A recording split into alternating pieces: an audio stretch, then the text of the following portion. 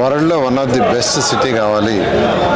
బిల్డింగ్లు కట్టడం రోడ్లలోనే కాదు, ట్రీ ప్లాంటేషన్స్, గ్రీన్ అండ్ బ్లూలో నెంబర్ 1గా ఉండాలంటేనే ఈ యొక్క లేఅవుట్లో 30% ఏరియాని గ్రీన్ అండ్ బ్లూ పెట్టాం. కానీ మన కంట్రీలో నేషనల్ స్టాండర్డ్ ఎంతంటే రోడ్లలో గ్రీన్ అండ్ బ్లూ తీసుకుంటే 10%. ఎవరైనా లేఅవుట్ పర్మిషన్ పెడితే 10% గ్రీన్ అండ్ బ్లూ కుదరాలి. కానీ అమరావతి క్యాపిటల్ సిటీలో 30% ఏరియాని గ్రీన్ అండ్ బ్లూ కుదిరేశారు. అంటే ముఖ్యమంత్రి గారు ఆలోచించారు, ఇక్కడ ఈ ఏరియాలో ఫ్యూచర్లో కనీసం 2-3 డిగ్రీలు టెంపరేచర్ తక్కువ ఉండేటట్టుగా డిజైన్ చేయండి అని.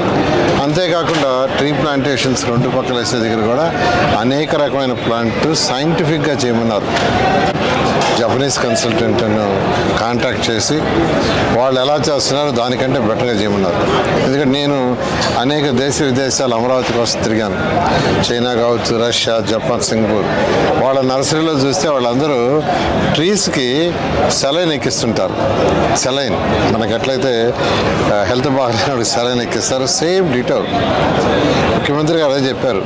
అదర్ కంట్రీస్లో ఎలా చేస్తున్నారు అలాగా చెట్లు వేయటం కూడా, అంటే ఒకే రకం చెట్లు వేయాలా, మల్టీ కలర్ చెట్లు వేయాలనేది కూడా సైంటిఫిక్గా ఎవరైతే ఎక్స్పర్ట్స్ ఉన్నారో వాళ్ళందరూ తీసుకోమని ఆ విధంగా అమరావతి క్యాపిటల్ సిటీలో గ్రీన్ అండ్ బ్లూ ఏదైతే ముఖ్యమంత్రి గారు ఆదేశించారో ఆ నేపథ్యంలోనే కొండవీటి వాక్ కావచ్చు, పాలవాక్ కావచ్చు, గ్రావిటీ కెనాల్, దానికి 2 పక్కల బఫర్ ఏరియా చాలా పెట్టారు.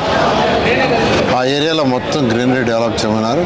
ఆ విధంగా ఖచ్చితంగా ఈ సిటీని వన్ ఆఫ్ ది బెస్ట్ సిటీగా చేస్తాం.